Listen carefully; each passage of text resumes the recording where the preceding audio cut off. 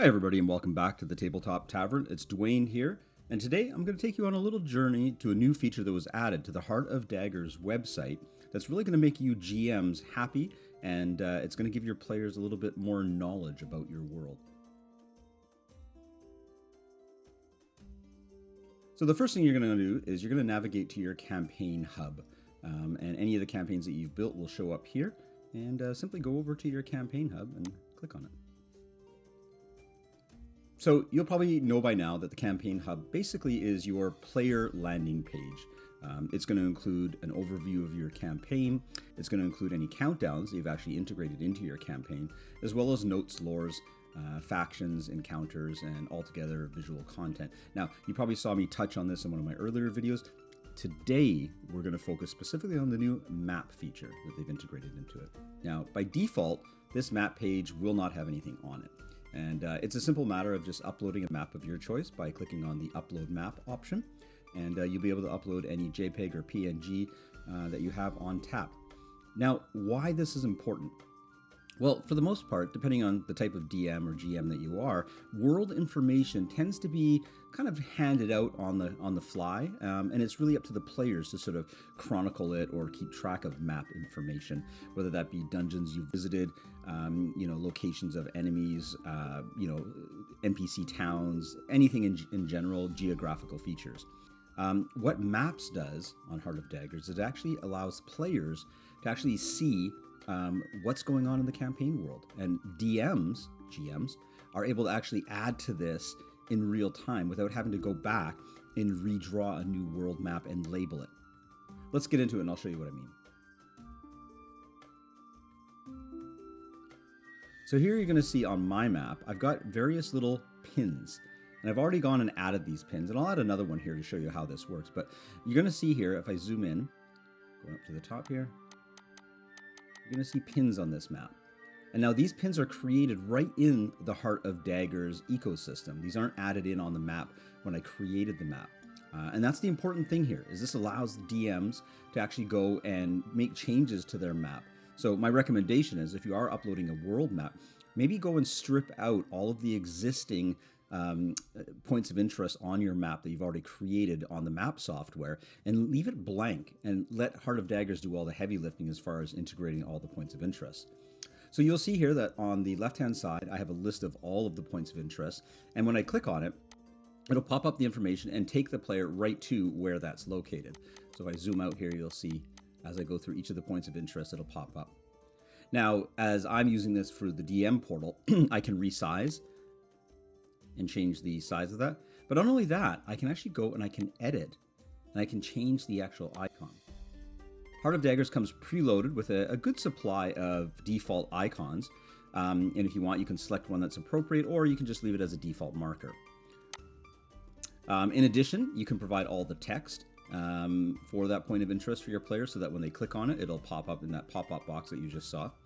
And you can even make things public or private. So if you are still yet to reveal things, but you want to have that on the ready, you can go ahead and populate the map with points of interest and just make them private so that your players aren't going to see it. Now, I just got to call it out, got to mention it here. I love that Heart of Daggers is taking that extra little step and refining dialogue boxes. What I mean by that is that this isn't just a pop-up with a default white little box or bubble. They've gone and actually created a beautiful gold border.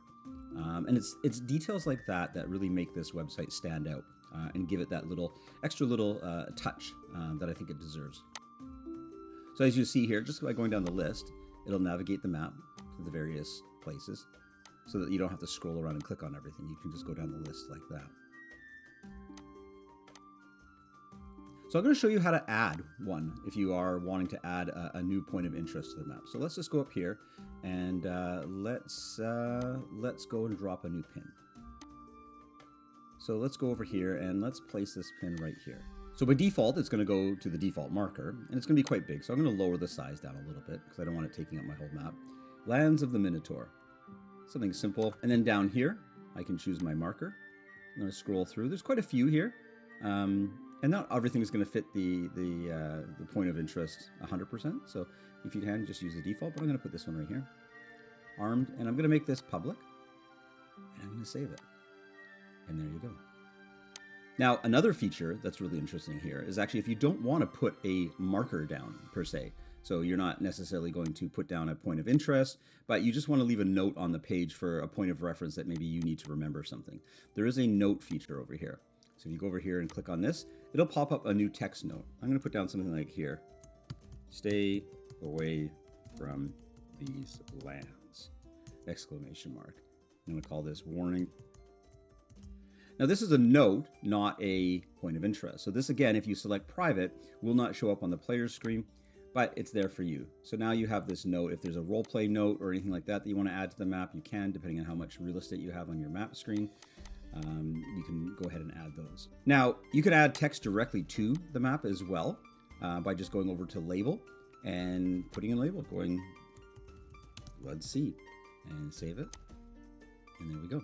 So again, most of this stuff you're not having to do right on the map making software. You can make those decisions later. So again, just remember, if you are going to upload a map, try and upload a icon-free as well as label-free map, and let Heart of Daggers handle all that. The last thing I want to touch on is the Fog of War. Now, I'm not necessarily going to use Fog of War on a world map, but you know, if you felt that it was relevant as the players were exploring, you could come over here and you could actually create a Fog of War on certain areas by just dragging, and the player view of that would be just blacked out essentially.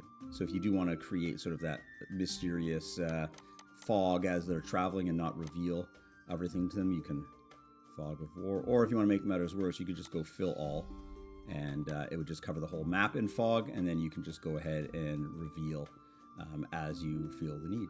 So you could just go here and reveal certain areas. So it is a cool feature if that fits your play style, for the players to be able to see what lives beyond it. I might try that out in the future, but it is there if you want to. I hope you're all having fun playing Daggerheart out there, and we'll talk to you soon.